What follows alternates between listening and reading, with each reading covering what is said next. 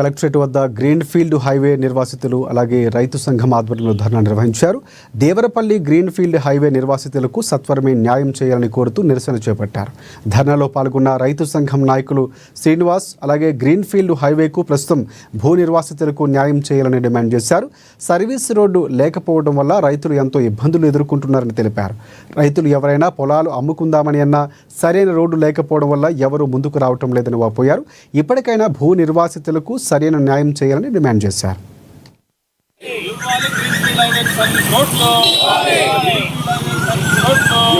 ఈరోజు greenfield highway భూ నిర్వాసిత రైతుల చెలో కలెక్టరేట్ ధర్నా కార్యక్రమాన్ని ఏలూరులో నిర్వహిస్తూ ఉన్నాం.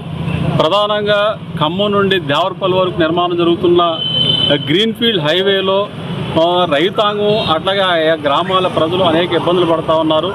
కానీ ఏ ఒక్క సమస్యకి పరిష్కారం చూపకుండా గ్రీన్ఫీల్డ్ హైవే భూ నిర్వాసిత రైతులను కానీ ఆయా గ్రామాల ప్రజలను కూడా తీవ్ర ఇబ్బందులు పెట్టే పరిస్థితి కనబడుతూ ఉన్నది.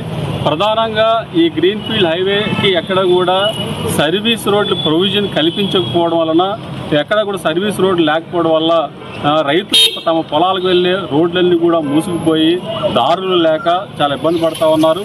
కొన్ని గ్రామాల మధ్య అయితే దారులు కూడా రహదారులు కూడా కట్ అయిపోయిన పరిస్థితి కనపడతా ఉన్నది. అంటే గ్రీన్ఫీల్డ్ హైవే వల్ల ఇవాళ సర్వీస్ రోడ్లు లేని పరిస్థితి ఏర్పడింది.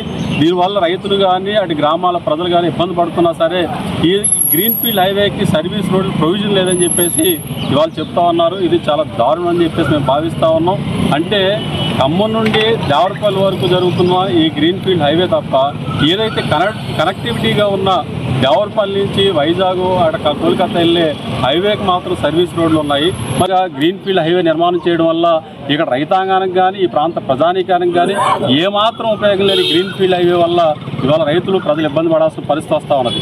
మాకు గ్రామ సభలు పెట్టినప్పుడు joint collector land acquisition officer Himanshu Shukla గారు ఏమని చెప్పారు అని అంటే, మీరు అడ్డుపడుతున్నారు, ఈ హైవే నిర్మాణం జరిగితే మీ భూముల వాల్యూలు లక్షల్లో ఉన్నాయన్న కోట్లలోకి వెళ్తాయి అని చెప్పారు.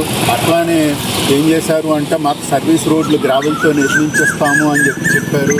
ఇప్పుడు ఏంటి అని అంటే ఈ సర్వీస్ రోడ్డు పూర్తయినంతసేపు మమ్మల్ని ఈ మాయమాటలు చెప్పి మాకు 2013 ల్యాండ్ ఎక్విజిషన్ యాక్ట్ ప్రకారం పరిహారం చెల్లించకుండా, ఆ 2013 యాక్ట్ ఏం చెప్తుంది అని అంటే ఫస్ట్ అక్కడ సోషల్ ఇంపాక్ట్ అసెస్మెంట్ ఏంటి, రైతులకి ఈ ప్రాజెక్ట్ చేపడితే అక్కడ ఉన్న రైతులకి ఏ విధమైన ప్రాబ్లం ఉంటుంది అనేది తెలుసుకోవాలి. అట్లానే మార్కెట్ వాల్యూలు నిర్ధారించేటప్పుడు మామూలుగా అక్కడ ఉన్న మార్కెట్ వాల్యూ ప్లస్ రిజిస్ట్రేషన్ వాల్యూని